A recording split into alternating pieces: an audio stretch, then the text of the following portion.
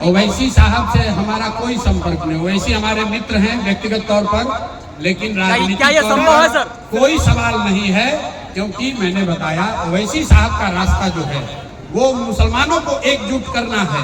हमारा रास्ता जो है वो ये है कि मुसलमानों को उन हिंदुओं के साथ एकजुट करना है जो सब मिलकर भाजपा से लड़ना चाहते हैं। दोनों में फर्क है, इसलिए हम लोग का दोनों में कोई बांग्लादेश में पाकिस्तान में उसको लाकर नागरिकता देने के लिए कानून बना रहे हैं। लेकिन आज कोई भाजपा से पूछे कि बताओ सीए एनआरसी कानून बनने के बाद कितने हिंदुओं को पाकिस्तान बांग्लादेश से लाकर तुमने नागरिकता दी है? किसी को नहीं दिया। बिना नहीं है एक नया विकल्प जो एक ईमानदार और सशक्त विकल्प है, जो गांधी के विचारधारा और बाबा साहब के विचारों से प्रभावित होकर बनाया गया है। एक ऐसा दल किसी व्यक्ति का नहीं है, किसी समाज का नहीं है, किसी परिवार का नहीं है, वो बिहार के 1 करोड़ लोगों का है। बिहार की जनता अपनी 35 साल की राजनीतिक बंधुआ मजदूरी को खत्म करना चाहती है। वो चाहती है कि बिहार में भी विकास हो, उनके बच्चों के लिए भी पढ़ाई और रोजगार हो, बिहार भी विकास की दौड़ में शामिल हो। यही ये भीड़ दिखा रही है कि बिहार की जनता बदलाव के लिए, लालू नीतीश से मुक्ति के लिए पूरी तरीके से तैयार है। बिहार में कितने सीटों पे चुनाव लड़ेंगे सर? बिहार में कितने सीटों पर? आपने 20 मिनट से भी ज्यादा बिल्कुल आपने ठीक कहा कि मुसलमान वक्फ के कानून से बहुत परेशान है, लेकिन ये परेशानी सिर्फ वक्फ पे जो कानून बना उससे लेकर नहीं है। मुसलमान तो 2014 से परेशान है, कभी सीए एनआरसी से परेशान है, कभी कॉमन सिविल कोड की वजह से परेशान है, कभी ट्रिपल तलाक के मामले से परेशान है। क्योंकि जो देश में सरकार है वो हर 6 महीने साल भर में कोई न कोई ऐसा कानून लेकर आती है जिससे मुस्लिम हिंदू समाज में आपस में बंटवारा हो, मुसलमान समाज में असहजता बढ़े। उनको वक्फ से मतलब नहीं है। भाजपा को, सरकार को वक्फ में सुधार नहीं चाहिए। उनको ये भी नहीं है कि वो वक्फ का जमीन छीनने वाले हैं। मैं आपको बता रहा हूँ, वो सिर्फ हिंदू मुस्लिम का पोलराइजेशन करने के लिए, आपस में लड़ाई लगवाने के लिए इस तरह का काम करते हैं।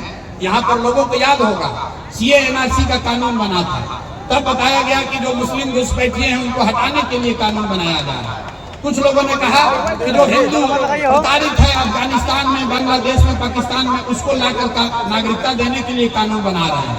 लेकिन आज कोई भाजपा से पूछे कि बताओ सीए एनआरसी कानून बनने के बाद कितने हिंदुओं को पाकिस्तान बांग्लादेश से लाकर तुमने नागरिकता दी है? किसी को नहीं दिया।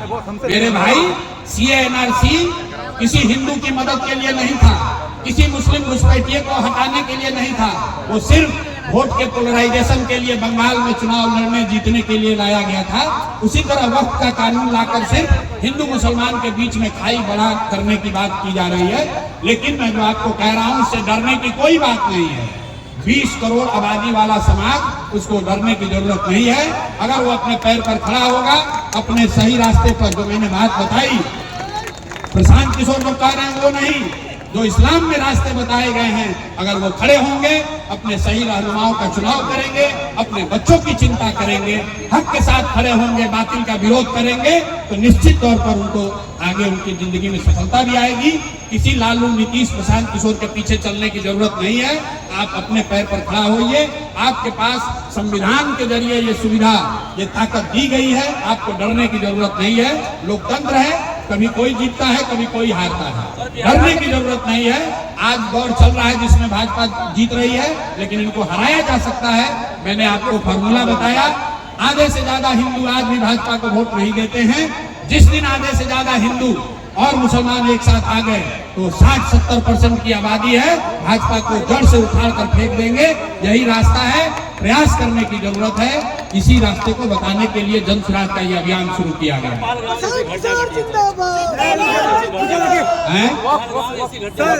पहलगाम जैसी घटना घटी है तो उसके लिए देश में संसद है, देश में लोगों के द्वारा चुनी गई एक सरकार है, पक्ष है, विपक्ष है। कुछ मामले जो हैं वो हम लोगों को देश के लिए छोड़ देना चाहिए।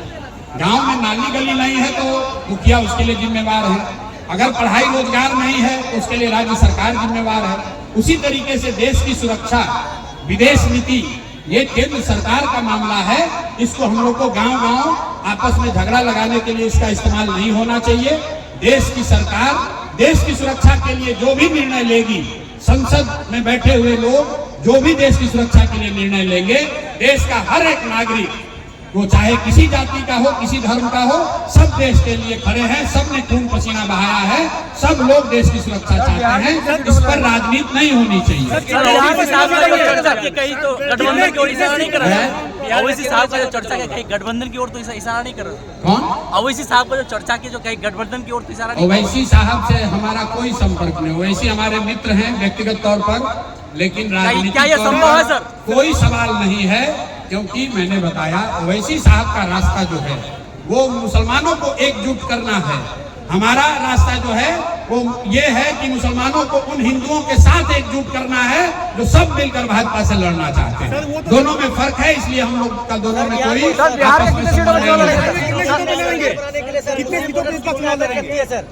भाई, बिहार में सरकार बनाने के लिए हर उस वोटर की अहमियत है जो बिहार में अपने बच्चों के लिए भलाई चाहता है। हर उस वोटर की अहमियत है जो बिहार में व्यवस्था परिवर्तन चाहता है। हर उस वोटर की अहमियत है जो बिहार में 30-35 साल से चल रहे लालू राज से मुक्ति चाहता है।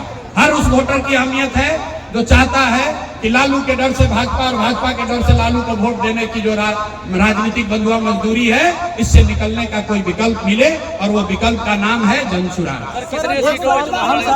243 सीट।